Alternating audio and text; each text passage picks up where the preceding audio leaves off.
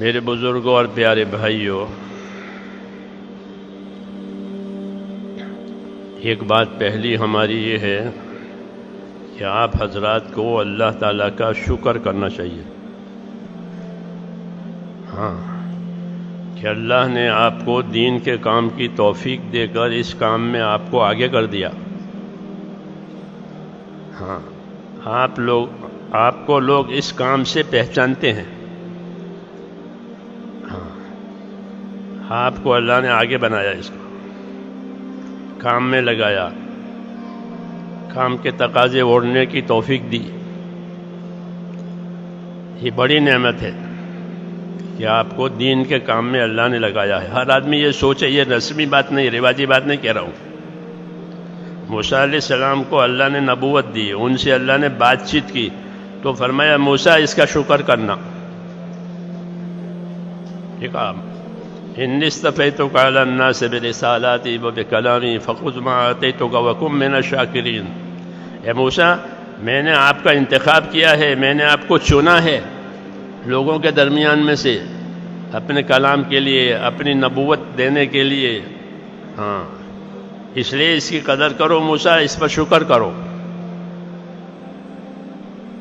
کہ ہم کو دین کی نعمت ملی ہے۔ تو کیا کرنا چاہیے کہ اس کا شکر کریں، ہاں، اس کا حق ادا کریں۔ شکر کرنے کا مطلب یہ نہیں کہ ہم لوگوں میں مشہور ہو جائیں۔ یہ شہرت کی تو اللہ کے یہاں کوئی قیمت ہی نہیں ہے،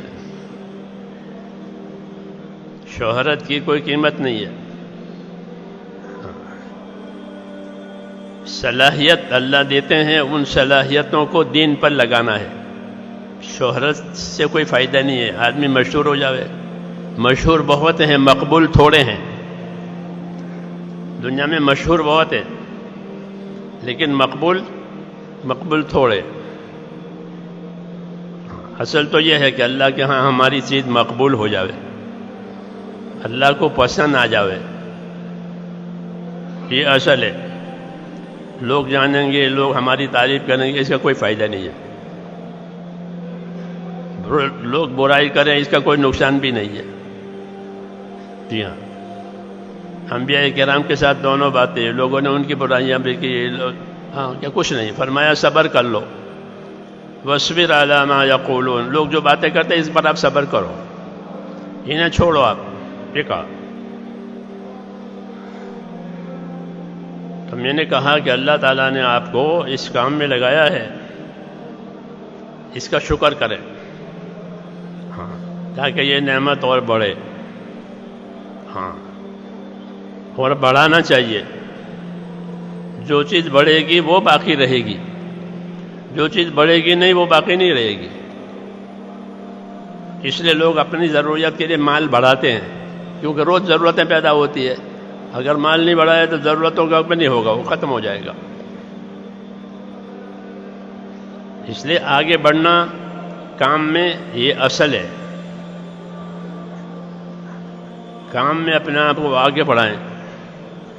حضرت عمر رضی اللہ تعالیٰ عنہ اللہ کے راستے والوں کے بارے میں یہ فرماتے تھے کہ یہ جو اللہ کے راستے والے ہیں، یہ اپنے آپ کو خیر کے کاموں کے عادی بناویں۔ ہاں، کیا بنیں؟ خیر کے کاموں کے عادی بنیں، یعنی اتنے پابند ہو جائیں کہ ہم اس کے عادی ہو گئے، پہلی سب کے عادی ہو گئے، تکبیر اولیٰ کے عادی ہو گئے۔ جی ہاں، یہ دین کا کام کرتے کرتے کرتے ہم اس کے عادی، جیسے چائے کے عادی ہو گئے، کافی کے عادی ہو گئے، پان کے عادی ہو گئے، لوگ عادی ہو جاتے ہیں، کھانے پینے کی چیزوں میں، استعمال کی چیزوں میں عادی ہو جاتے ہیں، اتنا تعلق ہو جاتا ہے۔ ایسے فرماتے تھے کہ دین کے کام کرنے والے جو اللہ کے راستے، سعد بن ابی وقاص اللہ کے راستے میں جا رہے تھے، ان کے ساتھ 10,000 آدمی تھے۔ فرمایا یہ مجمع تیرے ساتھ جا رہا ہے، ان کو خیر کے کاموں کا عادی بنانا۔ یہ سبق ہے آئندہ اللہ کے راستے والوں کے لیے کہ وہ اللہ کے راستے کی محنت کرتے کرتے اپنے ان کاموں کے عادی بن جائیں۔ انہیں کوئی بوجھ ہی نہیں ہے. جیسے عادت کی چیزیں سہولت سے ہو جاتی ہے، نہیں ملتی تو تلاش کرتے ہیں. تو یہ ضروری ہے، یہ ہر کام کے ہم عادی بنے. ہاں، دعوت یہ تو اعمال کے مجموعے کا نام ہے. دین بھی اعمال کے مجموعے کا نام ہے. دین اس میں بہت سارے اعمال ہیں، فرائض بھی ہیں، واجبات بھی ہے، حرام سے بچنا بھی ہے، جی ہاں، اخلاق بھی ہے، اخلاص بھی ہے، بہت چیزیں ہیں، سب مل کر کے دین بنا. ایسا یہ تبلیغ بھی، کہ یہ بھی اعمال کے مجموعے کا نام ہے. بہت سارے اعمال مل کر کے یہ دعوت بنی. خالی بیان کرنے کا نام یا تشکیل کرنے کا نام نہیں ہے. بہت سارے اعمال ہیں. کتنا بڑا عملہ یہاں کام کر رہا ہے. جی ہاں، کیونکہ بہت کام ہے. دعوت کا بھی کام ہے، سیکھنے سکھانا کا بھی کام ہے، ذکر عبادت کا کام ہے، خدمت بھی ہے، حفاظت بھی ہے، چوکیداری بھی ہے. یہ سب مل کے تبلیغ. راتوں کی عبادت بھی ہے. ایک چیز کا نام نہیں ہے کہ بھئی بیان ہو گیا اور تشکیل ہو گئی، جلسہ اجتماع ہو گیا. یہ اعمال کے مجموعے کا نام. مولانا اللہ صاحب فرماتے ہیں کہ دین تو اعمال کے مجموعے کا نام ہے. پیدا ہونے سے لے کر موت تک کچھ اعمال دیے گئے ہیں، یہ ہے. اور حضرت عمر رضی اللہ عنہ اس کے بارے میں یہ فرماتے تھے کہ اپنے آپ کو خیر کے کاموں کے عادی بناؤ. ہاں، کہ پھر اس کے کوئی محنت ہی نہیں کرنی پڑے، ہم اس کے عادی ہیں. محنت کرتے کرتے یہ چیز عادت میں آ جاتی ہے. تو میں نے کہا شکر کرنا چاہیے کہ اللہ نے آپ کو آگے بڑھایا ہے، اور اپنے آپ کو اس کام کے عادی بنائیں کہ یہ کام ہمارے اوپر بوجھ نہ رہے، بلکہ یہ کام ہماری زندگی کا کام بن جائے. ہاں، زندگی کا کام بنے. اگر یہ کام نہ ہوا تو اندر کمی محسوس ہو دل میں، جیسے پیاسے کو پانی نہیں ملا، بھوکے کو کھانا نہیں ملا، ایسا اسے تعلق پیدا کرے، عادی بنے. اس کا یہ ہدایت ہے ہم کو. ایک بات اور یاد رکھنی ہے کہ اللہ نے جو جان اور مال کی طاقت ہم کو دی ہے، یہ ہماری اپنی نہیں ہے. یہ اللہ کی دی ہوئی امانت ہے.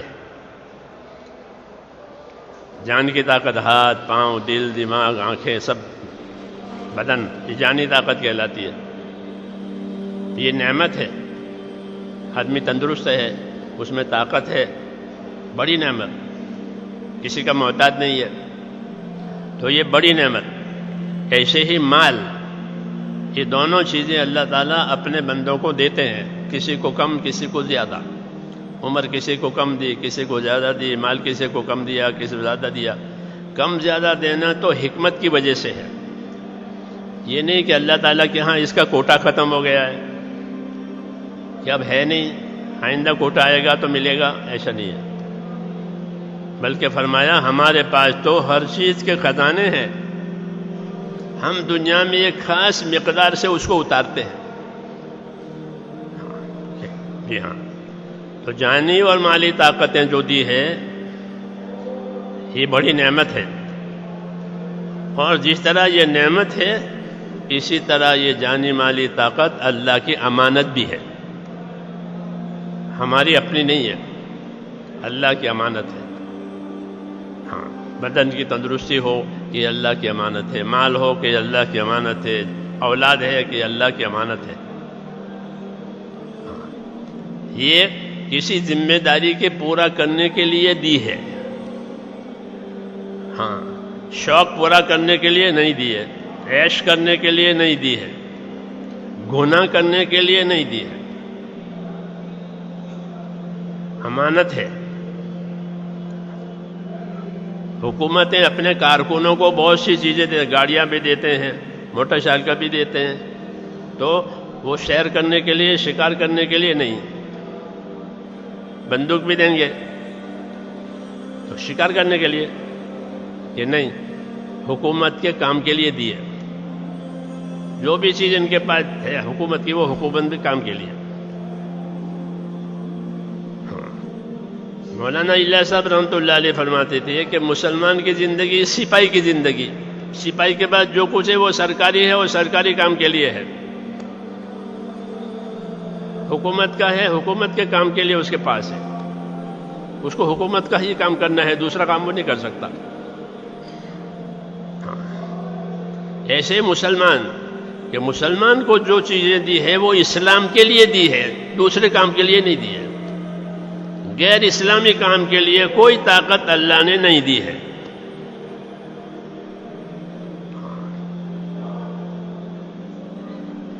تو یہ ہمارا مزاج بنے کہ ہم ایک اللہ کی امانت، جان اور مال، یہ بھی امانت، اور اس سے بڑی امانت اللہ کا دین، کہ دین اللہ کی امانت ہے ہمارے پاس.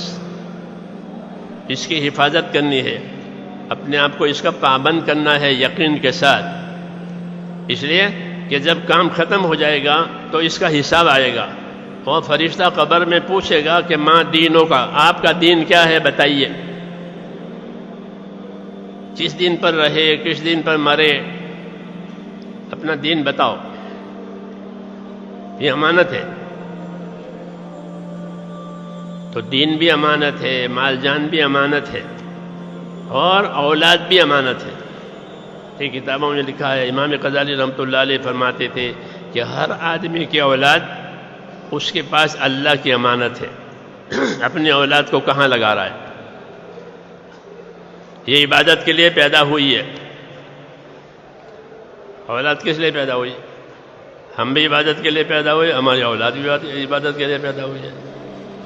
پیدا ہوتے ہی ان کے کان میں اذان اور اقامت کہی جاتی ہے. کیوں؟ کہ وہ تو اسی کام کے لیے آئی، کہ اسی کانوں میں کہ اذان اور اقامت کا ہو. سنت ہے ہماری اسلام میں کہ اپنے اولاد پیدا ہو تو اس کے کانوں میں اذان اور اقامت کا ہو، اس کا اچھا نام رکھو، اس کا عقیقہ کرو. جی ہاں، اس کی دینی تعلیم تربیت کرو.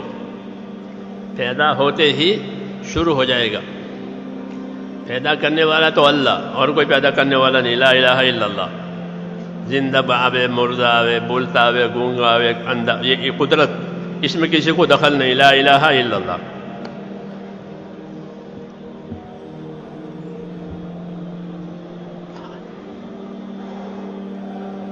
جب پیدا ہو گیا تو کہ پیدا ہو گیا تو محمد الرسول اللہ. اب محمد الرسول اللہ والی لائن چلے گی. ہاں، پیدا ہوتے ہی وہ کیا کہ اس کے کانوں میں اذان کہو، اقامت کہو، اچھا نام رکھو، بولنا سیکھے تو اس کو لا الہ الا اللہ سکھاؤ. جی ہاں، لڑکے کو لڑکے کے کپڑے پہناؤ، لڑکے کو لڑکے کے کپڑے پہناؤ. شروع ہو جائے گا. ہاں، محمد رسول اللہ یہ پیدا ہوتے ہی شروع ہو جائے گا. کہاں تک؟ کہ قبر میں اتارنے تک. جب مردے کو قبر میں اتارا جاتا ہے تو سنت یہ ہے کہ اتارنے والے کو ہے بسم اللہ وعلی ملت رسول اللہ، یہ کہہ کر کے اتارنے والے اس کو اتارے کہ بسم اللہ وعلی ملت رسول اللہ، اللہ کے نام کے ساتھ اور محمد صلی اللہ علیہ وسلم کی ملت اور طریقے پر یہ امانت جا رہی ہے ہمارے کندھوں پر سے. یہ ترتیب ہے زندگی کی، پیدائش سے لے کر کے موت تک اسلام. جی ہاں، اب زندگی کے درمیان میں جو بھی کام کرے وہ لا الہ الا اللہ محمد رسول اللہ کے ساتھ. نماز پڑھے تو اللہ کا حکم محمد صلی اللہ علیہ وسلم کے طریقے کے مطابق. روزہ رکھے، حج کرے، لا الہ الا اللہ محمد رسول اللہ، اللہ کا حکم محمد صلی اللہ علیہ وسلم کا طریقہ. رکوع میں جاوے تو، سجدے میں جاوے تو، حج میں جاوے تو، دکان میں جاوے تو، کھیتی میں جاوے تو، مزدوری میں جاوے تو لا الہ الا اللہ محمد رسول۔ اس لیے اس کو سیکھے کہ زندگی کا ہر کام اللہ کے حکم کے مطابق، نبی صلی اللہ علیہ وسلم کے طریقے کے مطابق آوے۔ مسلمان دنیا دار نہیں ہوتا، یاد رکھو، مسلمان دنیا دار نہیں ہوتا کہ ہم تو دنیا دار ہیں، ہم نہیں نہیں نہیں، هو سماکم المسلمین، اللہ نے تمہارا نام مسلم رکھا ہے، تم دنیا دار کیسے ہو گئے؟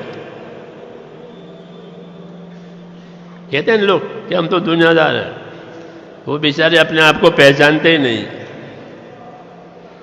کہ ہماری کیا شان ہے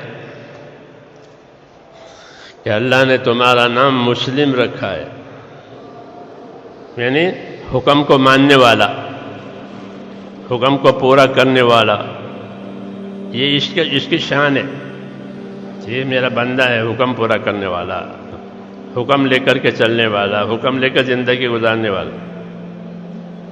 ہاں، اس کا یہ مقام ہے، اس کا یہ مرتبہ ہے، اللہ نے اس کا نام رکھا ہے مسلم، اطاعت کرنے والا، بات ماننے والا، بات ٹالنے والا نہیں، بات ماننے والا۔ تو یہ ہماری شان ہے، مسلم، سر سے لے کر کے پاؤں تک مسلم۔ یہ پولیس کو دیکھتے ہیں نا آپ، سر سے لے کر پاؤں تک پولیس، کتنا ہی بڑا مجمع ہو، شادی کا ہو، جنازے کا ہو، تبلیغ کا ہو، پولیس کا آدمی اگر کھڑا ہے، چھوٹے بچے سے پوچھو کہ یہ کون ہے، بچہ کیا کہے گا؟ پولیس۔ ہاں، کہ یہ پولیس ہے، وہ سر سے پاؤں تک پولیس ہے۔ یہ مسلم کے سر سے پاؤں تک مسلم، کیوں کہ اپنے مقام کی حفاظت کے لیے اور اپنے مرتبے کی حفاظت کے لیے اس کو ایسا بننا پڑے گا۔ بتا دے گا اس وقت وہ ڈیوٹی پر ہے، ہاں، جب وہ ڈیوٹی پر ہوتا ہے تو پوری حکومت کی طاقت اس کے ساتھ ہوتی ہے۔ ہاں، یہ ڈیوٹی پر ہے، ڈیوٹی پر نہیں ہے اور اس کو کوئی مارے کوئی بات نہیں، وہ ڈیوٹی پر ہے تو کہ پھر وہ حکومت کا ہے، ہاں، اس کی حکومت مدد کرے گی۔ ایسے ہم اپنی ڈیوٹی پر ہوں گے کہ اللہ ہماری مدد کرے گا، اور ہم ڈیوٹی پر نہیں ہیں، ہماری مدد نہیں ہے۔ مقام کا تو یہی مطلب ہے، مرتبے کا تو یہی مطلب ہے کہ بھئی ہم نے مرتبہ دیا ہے، ہاں، تو مرتبہ کوئی پیشانی پر تھوڑا لکھا ہوا ہوتا ہے، مطلب ہے کہ اپنی ڈیوٹی پر ہے، اپنی ذمہ داری پر ہے۔